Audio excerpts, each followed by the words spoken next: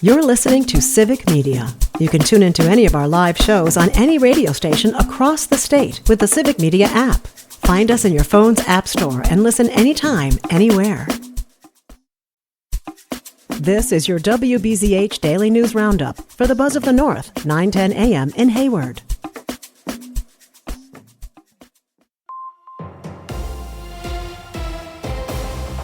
For WBZH News, I'm James Kelly.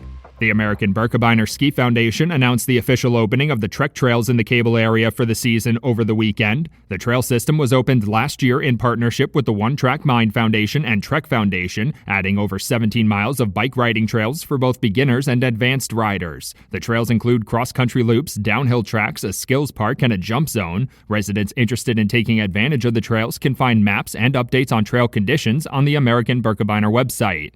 The City of Duluth's Planning Commission has approved the permit needed to allow Vineyard Church to offer unhoused individuals a safer place to sleep. The church had previously proposed the creation of a safe bay in its parking lot. The safe bay would be operated entirely by the local nonprofit Chum, which is currently undergoing renovations at its usual location. It would also be available to unhoused individuals each night from 8 p.m. to 10 a.m., and Chum staff would conduct check-ins every half hour. Some residents have expressed opposition to the plan.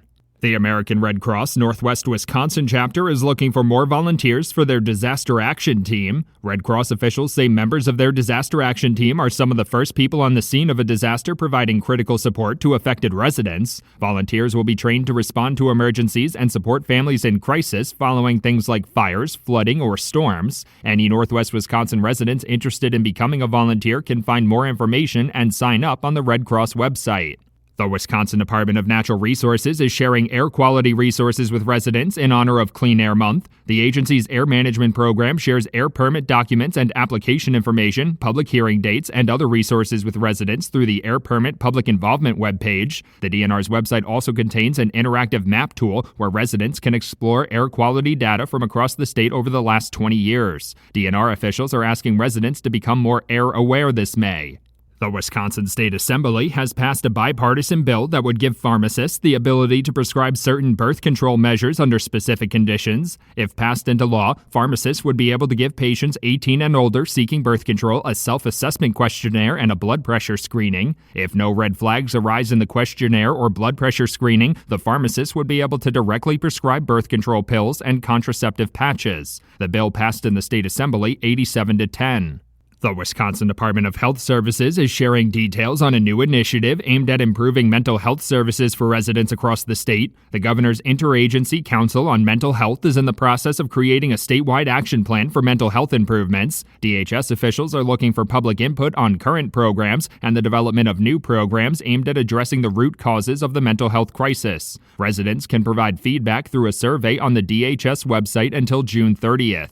The man who injured 3 people, including 2 children, when he crashed his car into a house south of Hayward in August has been sentenced to prison. 38-year-old Matthew Allen Quaterer of Hayward entered a no-contest plea to 3 counts of felony recklessly endangering safety and 1 count of driving with a prohibited blood alcohol content causing injury last week. The crash occurred on August 28th, and a doorbell camera video showed the vehicle running a stop sign on Highway 27 before leaving the roadway and going through the wall of the house. The Superior Police Department has opened an investigation into an alleged hazing incident at Superior High School. According to law enforcement authorities, the alleged hazing incident reportedly occurred last week and involved the school's boys lacrosse team. They say school officials notified the police department about the alleged incident, which took place while the team was at an out-of-town event. Neither Superior High School nor the police department shared details about what the alleged incident entailed, and the investigation is ongoing. The Public Service Commission of Wisconsin says it was notified of the termination of grant funding for expanding internet access. On Friday, the state digital equity planning and capacity grants were terminated by executive order as President Donald Trump called the funded programs racist and illegal. The grant program was meant to provide digital skills and internet adoption support for low-income households, veterans, people with disabilities, and rural residents. State officials are now working to determine the full impact of the grant cancellations. Milwaukee County Circuit Court Judge Hannah Dugan was indicted by a federal grand jury on Tuesday. Judge Dugan was arrested last month after being accused of helping an undocumented immigrant evade arrest by federal authorities in her courtroom. Judge Dugan is facing up to 6 years in prison on charges of obstructing a U.S. agency and concealing an individual to prevent arrest. She's expected to officially enter a plea at a hearing on Thursday, and her attorney says she asserts her innocence and looks forward to being vindicated in court. For WBZH News, I'm James Kelly. The Brewers beat Cleveland. Hi, I'm Mike Clemens with sports. The Brewers able to avoid the sweep by beating the Guardians 9-5 yesterday. Logan Henderson became only the second player in team history to score wins in both his first two starts in the major leagues. But Henderson says his arsenal of pitches is still a work in progress. I know the cutter and slider have a lot of work to do, which is definitely a big confidence boost. I've had two solid outings so far. I got to go out there and keep executing and do what I know I can do, just fastball at the top and throw the changeup off of that. The Brewers host the Twins tomorrow night. NFL, the Packers holding off-season workouts, but center Elton Jenkins has not reported until he gets a new contract. Luke Butkus is the offensive line coach. Elton Jenkins and I came in together in 2019, so he's a great man. He's a great teammate. There's no concern whatsoever. The Packers' regular season schedule is out. You can download it now at civicmedia.us. With sports, I'm Mike Clemens. On your entertainment beat, I'm Pete Schwaba. It seems like Hollywood is on hold when it comes to releasing movies, at least until Mission Impossible: The Final Reckoning opens next Friday, the 23rd.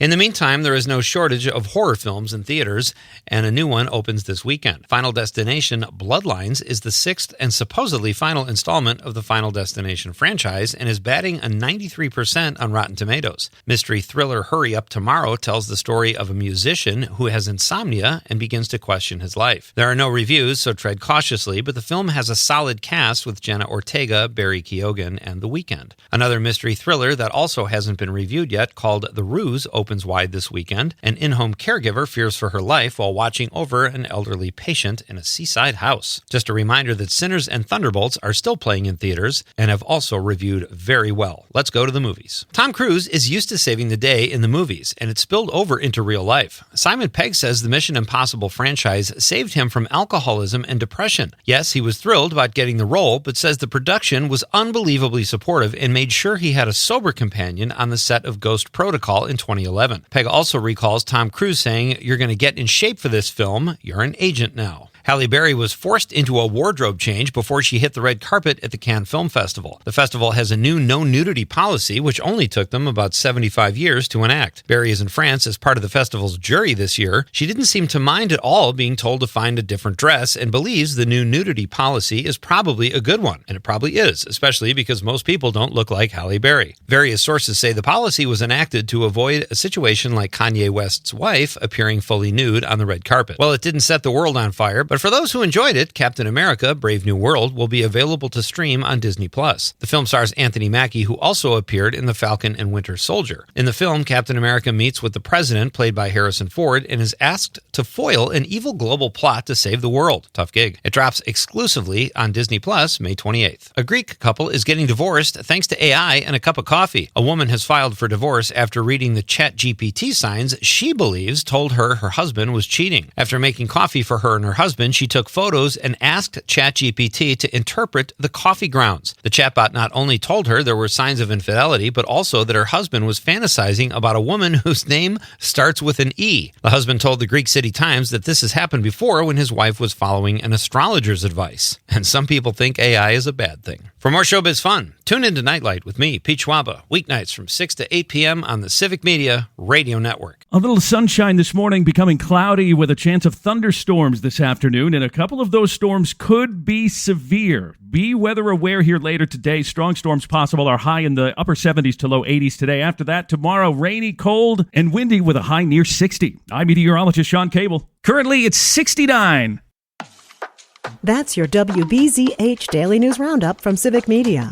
Subscribe to this podcast on Spotify, Apple, or wherever you find your podcasts. Find more news at buzzofthenorth.com.